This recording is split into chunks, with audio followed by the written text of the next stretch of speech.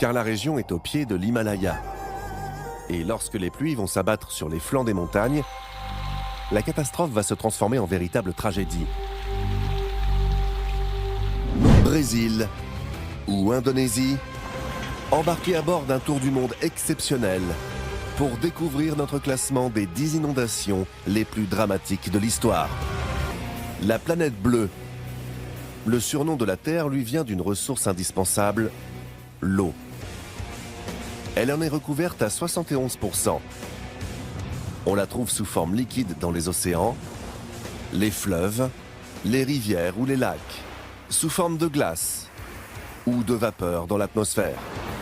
Le cycle de l'eau au cours duquel elle s'évapore des océans pour redescendre sous forme de pluie permet aux êtres humains, aux animaux ou aux végétaux de vivre. Mais l'eau, par sa force et sa vitesse, peut se transformer dans certaines circonstances en véritable terreur.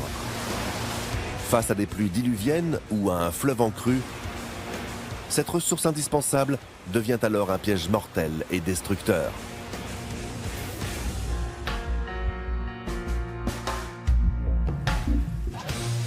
Pour définir les 10 inondations qui ont marqué la planète, nous avons étudié le bilan à la fois humain, environnemental et financier de catastrophes qui se sont déroulées au cours de l'histoire dans tous les pays du monde. Commençons tout de suite par celle qui occupe la 10e place de notre classement.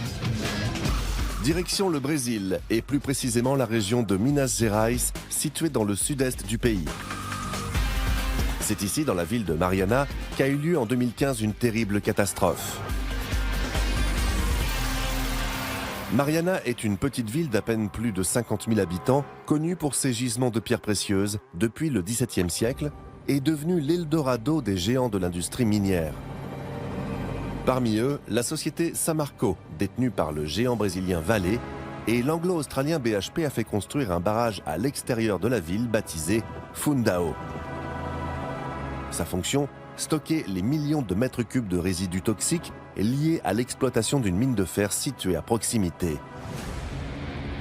Mais le 5 novembre 2015, le barrage s'effondre. Plus de 40 millions de tonnes de boue toxique se déversent sur la région. Les maisons, le bétail, les fermes. Le torrent de boue emporte tout sur son passage.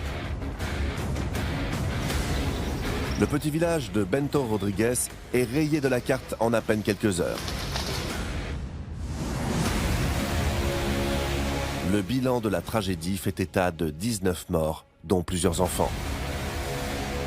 Le torrent de boue se déversera dans les eaux du fleuve Rio Doce et causera la mort de millions de poissons et la destruction de centaines d'hectares de forêt.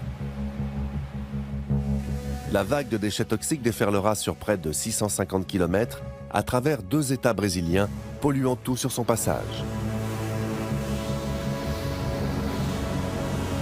Les experts estiment qu'il faudra plus de 20 ans pour nettoyer un tel désastre écologique.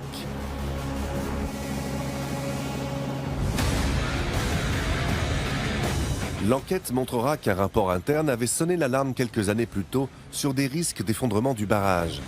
Mais à l'époque, la société d'exploitation décidera de ne pas en tenir compte.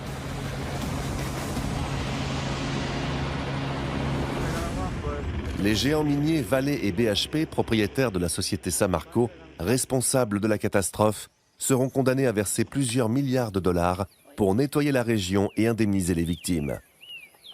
Mais l'impact de cette inondation toxique semble encore aujourd'hui quasi irréversible. Les autorités de surveillance de l'environnement avaient inspecté la mine il y a 2 ans et n'avaient trouvé aucun problème avec le barrage. Malheureusement, ce drame terrible n'a même pas servi de leçon. Le 25 janvier 2019, le barrage de Brumadinho, situé dans le même état et appartenant au géant brésilien Vale, déjà impliqué dans la catastrophe de Mariana, va céder à son tour. Bilan, 270 morts et un nouveau désastre écologique. Ces 2 catastrophes auraient sans doute pu être évitées sans la négligence des sociétés d'exploitation minière. Depuis, une enquête internationale a listé 5 autres barrages miniers qui menacent de s'effondrer. L'avenir de la région est suspendu aux travaux de maintenance de ces véritables bombes à retardement. Pour découvrir l'inondation qui prend la 9e place de notre classement, direction cette fois les États-Unis, où le fleuve Mississippi a été à l'origine de l'une des inondations les plus dramatiques de l'histoire en 1927. Le Mississippi est le deuxième fleuve le plus long de toute l'Amérique du Nord. Il coule du Canada au golfe du Mexique sur plus de 3700 km et il dépasse à certains endroits les 18 km de large. Sur son parcours se trouvent de très nombreuses plaines inondables, des zones plates situées à proximité des rives du fleuve et qui peuvent être facilement inondées lorsque le niveau de l'eau monte. Un phénomène fréquent qui a des conséquences bénéfiques. À ces endroits, le sol est régulièrement nourri en minéraux par les eaux du fleuve.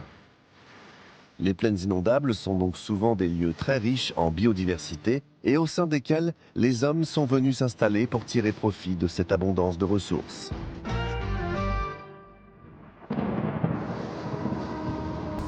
Mais au cours de l'hiver 1926-1927, de nombreuses précipitations frappent les plaines du Mississippi. Pendant plusieurs mois, la pluie continue de tomber, sans cesse.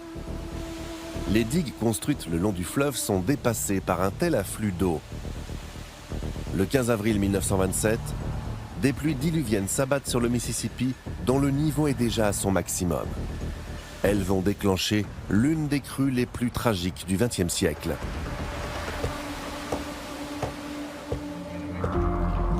À l'époque, plus d'1 million de personnes vivent dans les plaines inondables du Mississippi. Toutes se retrouveront inondées en à peine quelques heures. Dans certaines zones, le niveau de l'eau va atteindre jusqu'à 10 mètres de hauteur, l'équivalent d'une maison de 3 étages. La surface totale inondée est gigantesque, plus de 70 000 km² de terre, l'équivalent de la surface de l'Irlande tout entière. À certains endroits, la largeur du fleuve après les inondations dépassera les 130 km. De l'Illinois dans le nord jusqu'à la Louisiane dans le sud, toutes les plaines du Mississippi sont sous les eaux.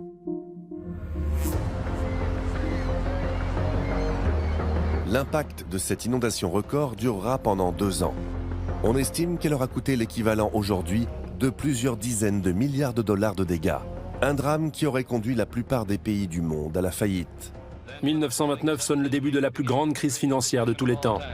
Aux États-Unis, son impact sur l'agriculture et l'économie est si grave que certains experts affirment qu'il a été l'un des facteurs déclenchants de la Grande Dépression qui a mis l'Amérique à genoux entre 1929 et 1933. La tragédie a également eu des conséquences sociales et culturelles considérables. Les réfugiés ont dû être hébergés pendant des mois dans des camps d'urgence. À l'époque, la ségrégation est de mise dans le pays. Et à l'intérieur des camps, alors que les Blancs ont le droit d'aller et venir, les Noirs se retrouvent, eux, séparés et prisonniers. Une situation qui poussera de nombreux Noirs américains à s'exiler vers le Nord et qui modifiera en profondeur la société américaine du XXe siècle.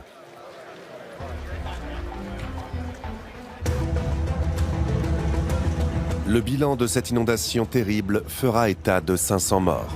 Un chiffre qui semble presque limité compte tenu des impacts économiques et sociaux gigantesques de cette inondation qui en font l'une des catastrophes naturelles les plus marquantes de l'histoire de l'humanité. Avant que la digue ne cède ce matin, toute cette zone était déjà inondée. Une grande partie de la ville est sinistrée. 170 familles ont dû être évacuées. Plus de 65 ans plus tard, en 1993, une nouvelle inondation dramatique frappera la région suite à des pluies diluviennes, cette fois en automne. Tout le bassin du fleuve Mississippi et de ses affluents, dont le Missouri, sera à nouveau sous les eaux. Le long du Missouri, ce sont plus de 120 digues qui protègent les maisons et les terres agricoles de la crue du Mississippi. Le bilan fera état de 50 morts et les dégâts seront évalués à plus de 15 milliards de dollars. La preuve une nouvelle fois que rien ne peut se mettre en travers de la crue d'un fleuve tel que le grand Mississippi.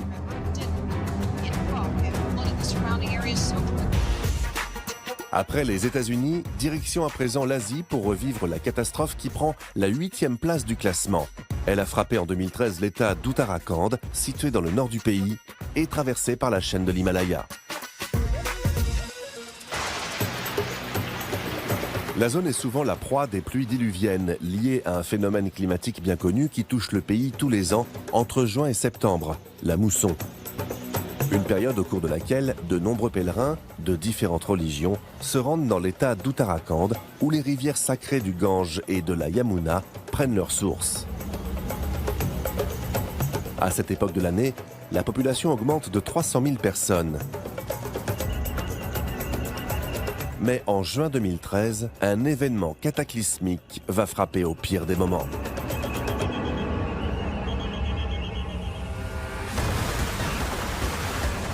Des trombes d'eau s'abattent d'un seul coup sur la région. Entre le 15 et le 16 juin, les précipitations vont atteindre 10 cm d'eau par heure. Une montée des eaux soudaines dont les conséquences vont être dramatiques. Et lorsque les pluies vont s'abattre sur les flancs des montagnes, la catastrophe va se transformer en véritable tragédie. Non seulement la neige présente sur les sommets va fondre à grande vitesse sous la puissance des chutes de pluie, mais les pentes vont également augmenter le débit de ces millions de mètres cubes d'eau qui vont déferler sur la vallée en direction des villages. Une crue éclair qui ne laissera aucune chance aux habitants.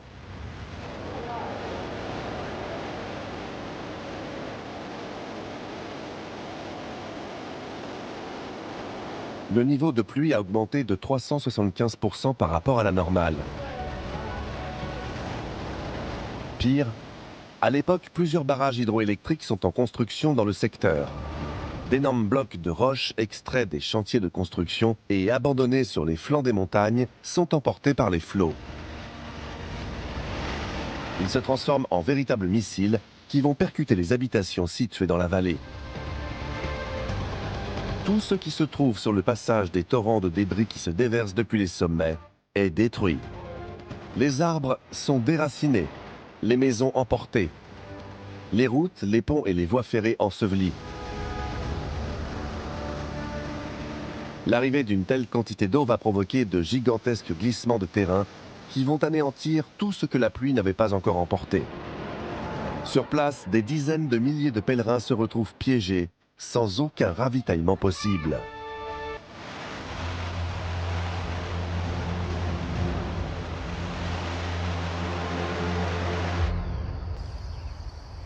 Le bilan fera état de 6000 morts et des milliers de sans-abri. Les corps emportés par les eaux seront retrouvés plusieurs semaines plus tard à des kilomètres de distance. Leur décomposition entraînera la propagation de maladies et la pollution des ressources en eau potable, augmentant encore le nombre de victimes. Un drame terrible qui continue de hanter le souvenir des habitants. Mais pour eux, l'inquiétude face au risque d'inondation n'est pas près de disparaître. Car le changement climatique a des conséquences concrètes et déjà visibles sur la région. La fonte des glaces de l'Himalaya s'accélère. Et les prochaines pluies diluviennes qui s'abattront sur l'Uttarakhand pourraient bien déclencher une nouvelle catastrophe, encore plus destructrice. Après l'Inde, direction l'Italie pour découvrir l'un des événements les plus dramatiques du XXe siècle en Europe. Il a eu lieu en 1963 dans l'ancienne province de Pordenone, située dans le nord-est du pays. C'est ici qu'a été construit un gigantesque barrage baptisé le barrage du Vajont. Une infrastructure colossale construite entre deux montagnes escarpées pour bloquer le cours d'une rivière qui serpentait au milieu des parois et créer une nouvelle retenue d'eau en amont du barrage. Construit entre 1956 et 1960 au pied du mont Toc, l'ouvrage surplombe une vallée où se trouvait le village de Longarone et ses 4000 habitants. À l'époque, avec ses 266 mètres de hauteur, Vajont est le plus haut barrage du monde. Et il fait la fierté de tout un pays. Sauf que ce que les concepteurs avaient mal anticipé, c'est que les deux flancs des montagnes sur lesquels il repose n'étaient absolument pas stables. Le 9 octobre 1963 à 22h39 précise, alors que les habitants de la vallée en contrebas s'apprêtent à se coucher, un gigantesque glissement de terrain se déclenche sur le flanc de la montagne. 260 millions de mètres cubes se déversent d'un seul coup dans le réservoir. L'équivalent de plus d'un demi-milliard de tonnes de roches qui déferlent sur une pente de 140 mètres de long à une vitesse colossale. Un effondrement soudain qui déclenche une vague de près de 150 mètres de hauteur, plus haute que la Statue de la Liberté ou la pyramide de Khéops. Une vague géante, semblable à un tsunami qui va passer par-dessus le barrage et s'abattre sur la vallée, détruisant tout sur son passage. L'une des catastrophes les plus terribles de toute l'histoire de l'Italie. Une inondation venue du barrage du Vajon et qui a décimé la vallée. Les villages de Longarone, Pirago, Villanova, Rivalta et Fae sont rayés de la carte. La catastrophe aura duré à peine 15 minutes. Bilan, plus de 2000 morts et des centaines d'habitations complètement anéanties. Malgré l'envoi de 2000 militaires sur place pour aider les équipes de secours, les corps de centaines de victimes ne seront jamais retrouvés. L'enquête montrera plus tard que la catastrophe était entièrement prévisible et que la géologie des lieux aurait dû interdire les autorités d'y construire un barrage. À cet endroit, les flancs des montagnes s'étaient constitués suite à des glissements de terrain successifs au cours de millénaires. Et entre chaque couche de roche se trouve une couche d'argile meuble d'à peine 10 cm d'épaisseur. La présence du barrage et de ce nouveau réservoir a peu à peu saturé d'eau les flancs des montagnes, fragilisant le sol de façon inéluctable. À partir de ce moment-là, la question n'était pas de savoir si le terrain allait ou non s'effondrer, mais quand. Suite à la catastrophe, l'endroit a été définitivement obstrué par une gigantesque colline atteignant 850 mètres d'altitude, empêchant la rivière de s'écouler au niveau du barrage. Son cours a donc été dévié pour qu'elle se déverse dans une vallée située plus à l'est. Depuis, la ville de Longarone a été entièrement reconstruite.